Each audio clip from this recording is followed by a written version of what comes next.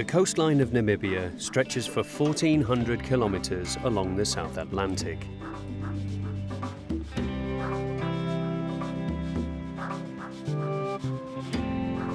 An almost uninterrupted string of dunes rolling towards the ocean. The Benguela Current, which flows north from the Antarctic and follows the Namibian coast, carries huge quantities of nutrients. Many birds and sea mammals are attracted to this water, which teems with fish. Huge colonies of brown fur seals come to breed on the Namibian shore. Each year, about 300,000 births are recorded.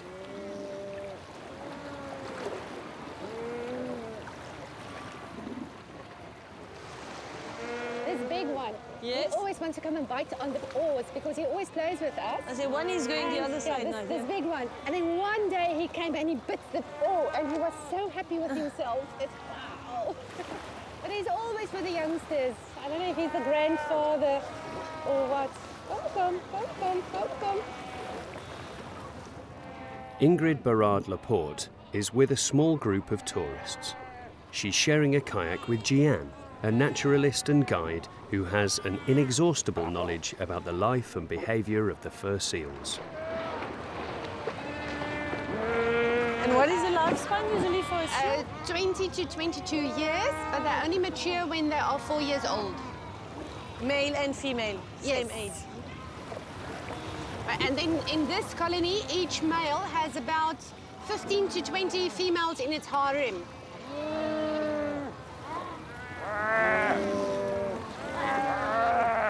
And each female has only one youngster.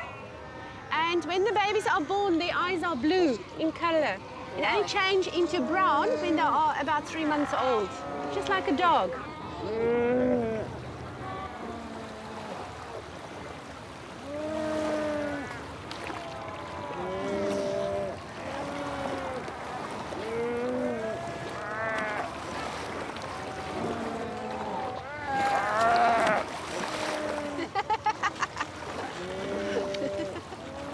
There's a few seals coming as well, looking at us now.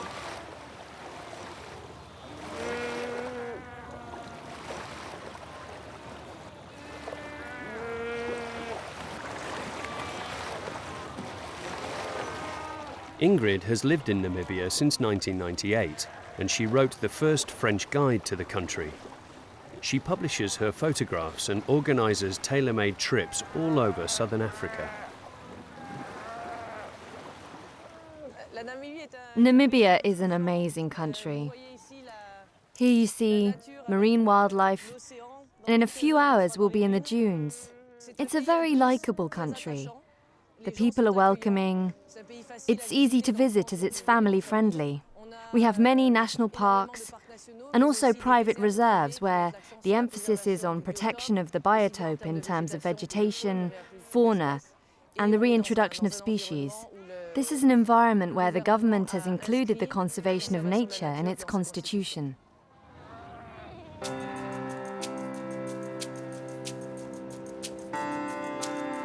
The role of the Benguela Current is not only one of nutrition. Passing close to the Namibian coast, it brings to the surface a mass of cold water from the depths of the ocean. On contact with the warm tropical air, condensation causes morning fogs which penetrate to the interior of the desert.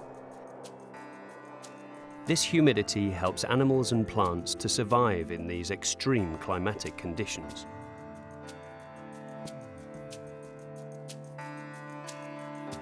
The Namib Desert was formed 55 million years ago. It's considered to be the oldest desert in the world.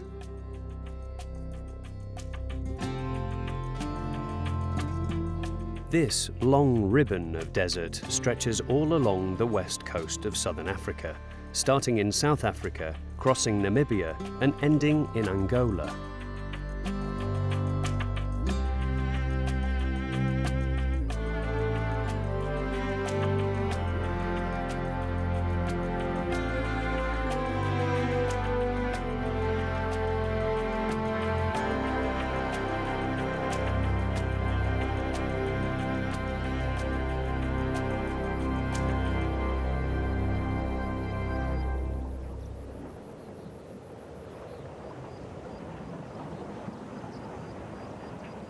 Created in 1998 by a businesswoman who was passionate about nature on land previously used for sheep rearing, the private nature reserve Namib covers an area of 172,000 hectares.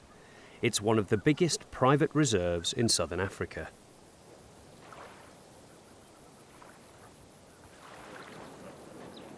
Stefan Bruckner, the son of the reserve's founder, welcomes visits to the Wolverdan's Dune Lodge, built in the heart of the desert, far from anywhere. What makes this place special? I think it's pretty straightforward. It's the exclusivity, not the exclusivity of our camps. We try to, deliver a good service and make the stay here as comfortable as possible. But what really defines our product and why you should come here is number one, this extraordinarily beautiful nature. But on top of that, it's really the fact that we, right from the outset, have limited the number of tourists this area can take. And our current ratio, and that's almost like thrown in concrete, is 1 guest per 1,000 hectares. That means every guest here has got 10 million square meters for himself.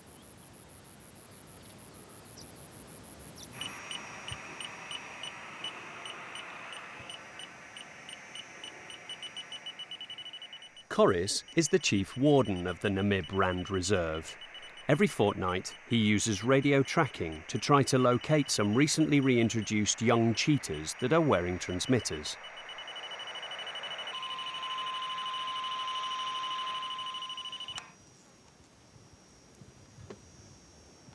Ingrid would like to organise photo safaris in the reserve, so she goes with the warden to find the latest arrivals.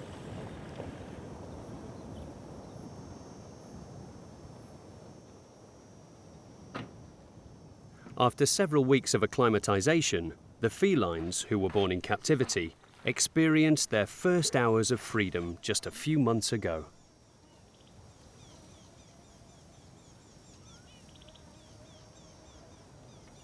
Yes, and I heard you've reintroduced other species as well. We have quite a few other species that we have introduced. We have cheetahs, we have plain zebras, we have things like hartebeest as well, which are all species that have disappeared at one point, because of competition with livestock and livestock farmers. So now currently the aim is to bring back all these species. You see the giraffes up there?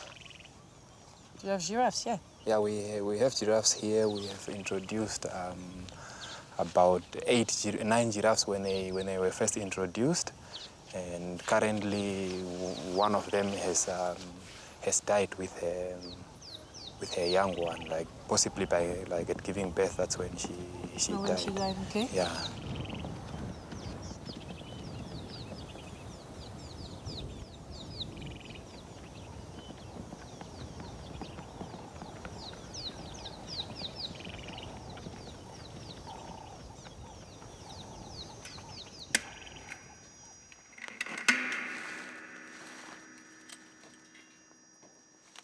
Okay. Recently, the owners of properties adjoining the reserve have decided to join the conservation project. A partnership agreement has been signed to remove fences between the properties. So can I get the jump? Yeah. Okay, can you keep going slightly? Okay. So in the end, we are hoping to remove the whole section of the whole fence between us and them, just to, like I said, to establish the old migratory routes of the game from the Namib No Cliff Park through us into the conservancy. So.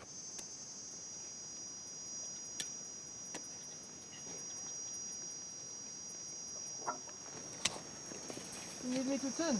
Yeah. Landowners hit by the world crisis in sheep rearing have been forced to look to another type of activity. They've realised that wildlife could provide a considerable source of income thanks to ecotourism. Each year, this country of 2 million inhabitants receives 1 million visitors who come to enjoy the open spaces that are protected or given back to nature.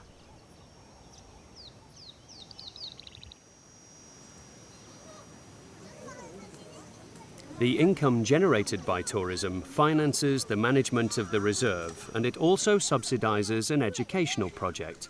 Victoria gives nature lessons. Right, did we also catch a mouse? Yeah, we did. Okay, so we can compare the two. Really can jump very high. Yeah. Because she's very afraid. The gerbils are. So this Are mouse nicer. here, right, it's called the striped mouse. You can see it's very active, okay? And here you have the gerbil. It is something like a mouse, but it is jumping, right, instead of running. What about the lizard? Victoria is raising awareness about the importance of protecting biodiversity and the country's natural resources among children who are more and more urbanised and cut off from nature.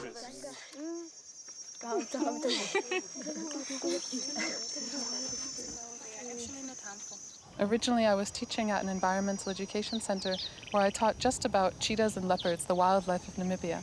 And I saw quickly that children don't know about the basics. They don't know how to protect their water. They don't know how to save energy. They don't know about alternative energy. We live in a country that has limited resources, and we need to be able to learn how to save what we have. Make sure the shadow is correct. Good. Now we must put the pot on so that the pot gets hot. Exactly. Okay, and we can take the lid off. We actually don't need the lid.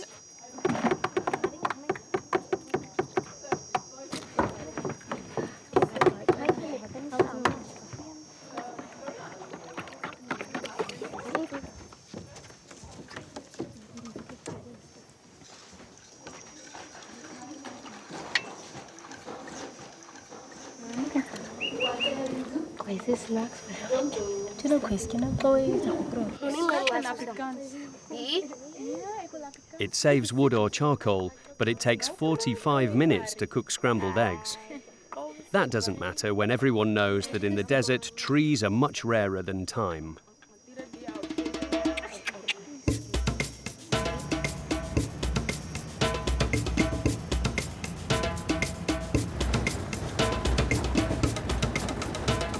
Driving north, 7 to 8 hours on a track without meeting another vehicle to reach Damaraland.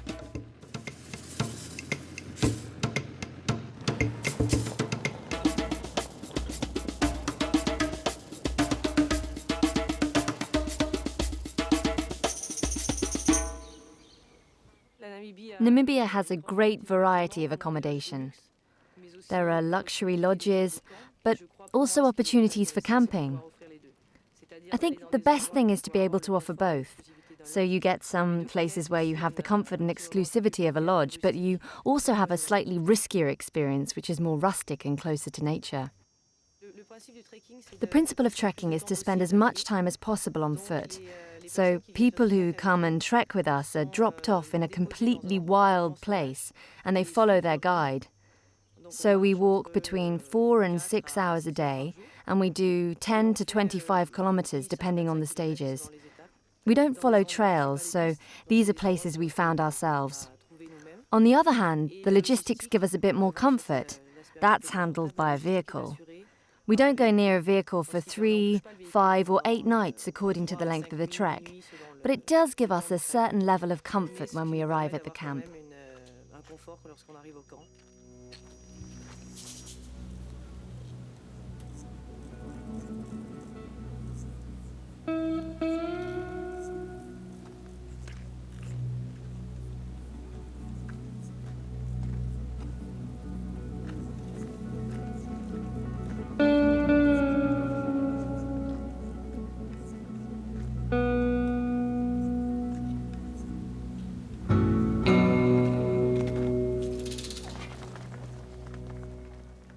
Tourism in Namibia is mostly ecotourism, sustainable tourism.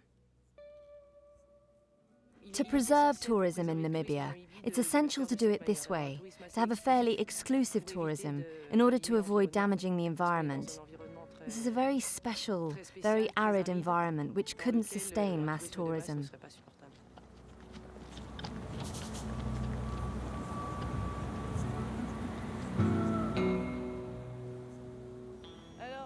Here we're on the riverbed. There may be elephants, so we have to be careful.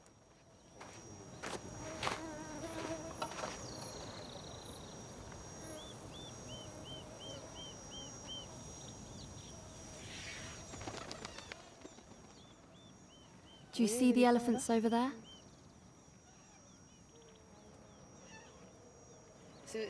These are desert-dwelling elephants.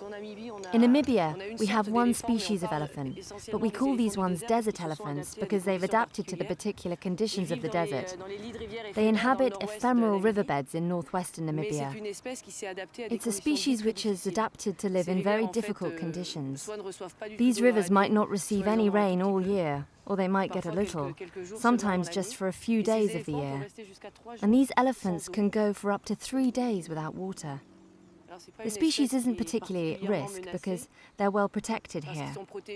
This is an area which is also fairly well protected by the local population, so they don't really have any predators here.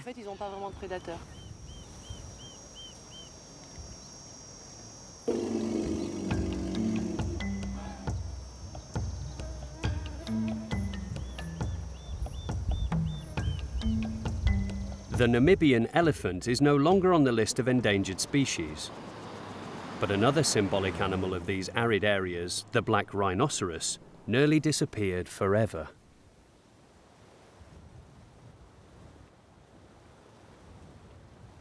So the guys, what they're going to do is they're going to go first. They're going to look for the rhino, and then after all, we'll follow them, and then we're going in a single file.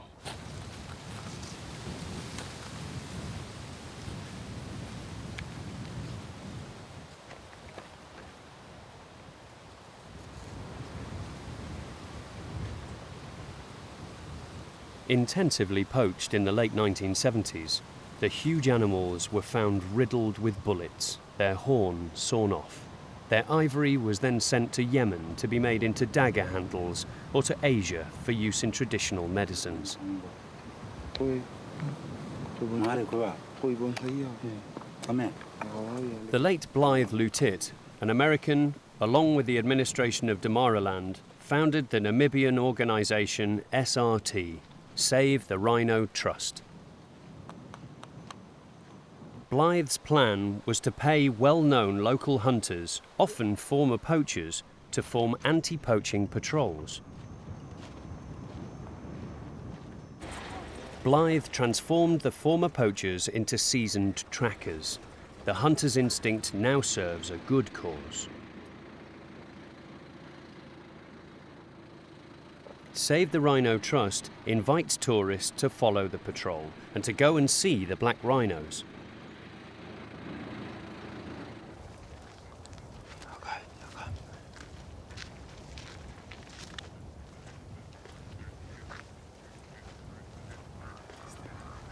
The name of the rhino is Wakati, the female. The small one is Harry. Harry? Yes. Harry is approximately 2 and 6 months old. Mother is hopefully approximately 26 to 30 years old. It's a quite big female. Wakati have already over more than 5 calves.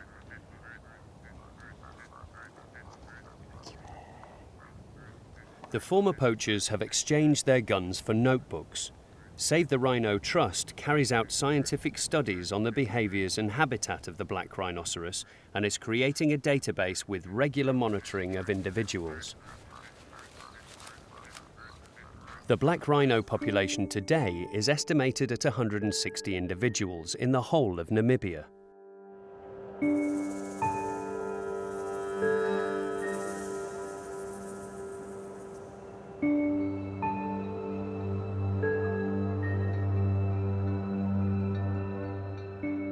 In the heart of the country, high plateau replace the deserts of sand or loose stones. Arid rocks and infertile valleys are intermingled. Here, it looks as if man has never left his mark.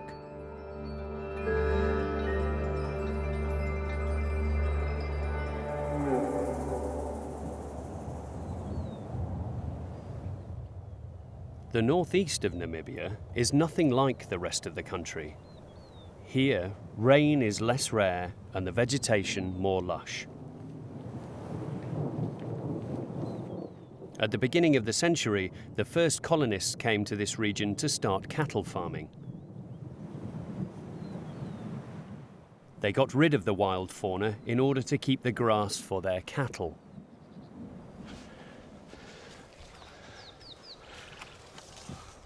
Bruno Nebe dreams of once more living alongside the antelope and big animals that he used to see in his childhood in Namibia when he went hunting with his grandfather.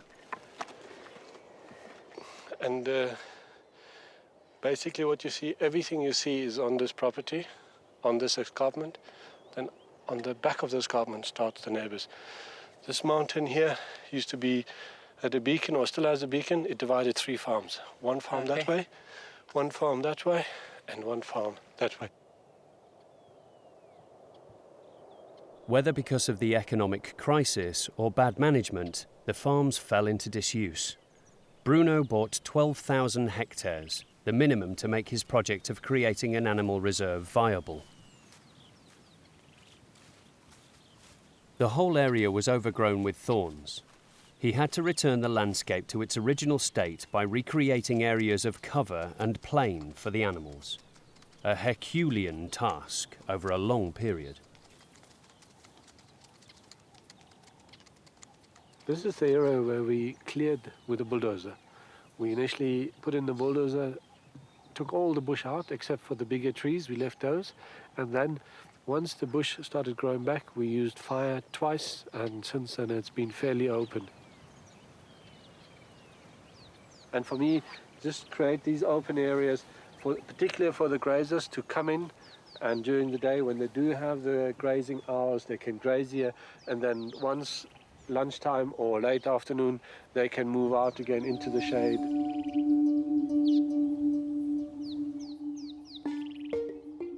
After reconstructing different biotopes, Bruno started to reintroduce animal species.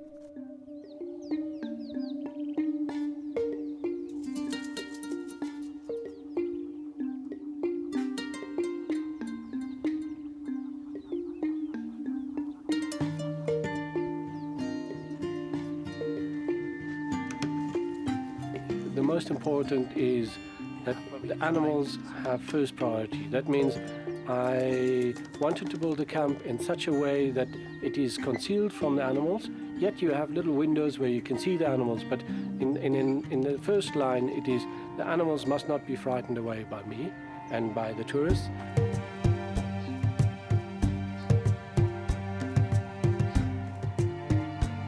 So I've decided to do tourism, very small scale. We take maximum 8 people, we have a small bush camp, and it's only walking.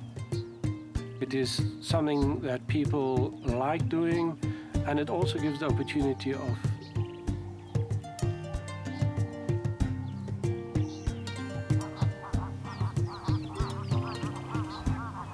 basically trying to bring people closer to nature.